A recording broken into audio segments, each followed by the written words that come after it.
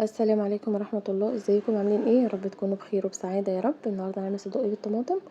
انا بس صدق معانا جاي طازة، المفروض نحطه في الفريزر يجمد شوية عشان احنا بنقطعه ما يتهرش معانا.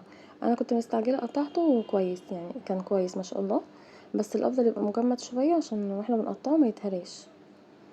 هنا كنت بوريلكم يعني اللي هو لسه طازة. الاكلات دي بقى من الاكلات السريعة اللي متاخدش وقت خالص. مشغولة بقى بتعملي حاجة في البيت، قبل بقى ادخل الشتا بتغسلي سجاد، بتظبطي دولابك، بتشيلي الصيفي وتحطي الشتوي. اي وضع مشغولة فيه الاكلات دي بتساعدنا ان احنا ما ناخدش وقت كتير في المطبخ، وفي نفس الوقت ما شاء الله طعمها حلو. هنا بقى حطيته في الصينية كده، هديله تشويحتين كده من غير زيت ومن غير سمنة ولا اي حاجة، تشويحتين بس كده، وبعد كده هنزل بالطماطم والفلفل. ما شاء الله بيبقى طعمه حلو.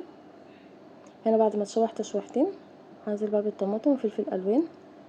وفلفل الالوان بيخلي الاكل ليه طعم حلو قوي، غير بقى قيمته الغذائيه طبعا بتبقى عاليه، فياريت ندخله في اي اكلاتنا كده الفلفل الالوان.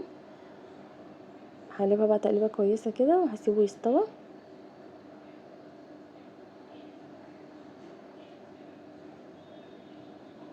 ما شاء الله من الاكلات السريعه اللي بيبقى طعمها حلو.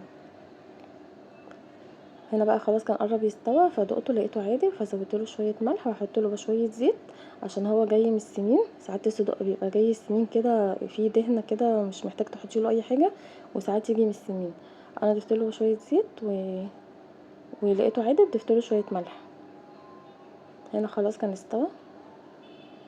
اكله سريعه ما بتاخدش وقت خالص، وجبت عيش فينو، ولو جنب رز ابيض او رز بالشعريه بيبقى طعمه حلو قوي برضو. بس انا بقى مش فاضيه اليوم ده، فجبت عيش وحمرت بطاطس. ويا رب الفيديو يعجبكم، والسلام عليكم ورحمه الله.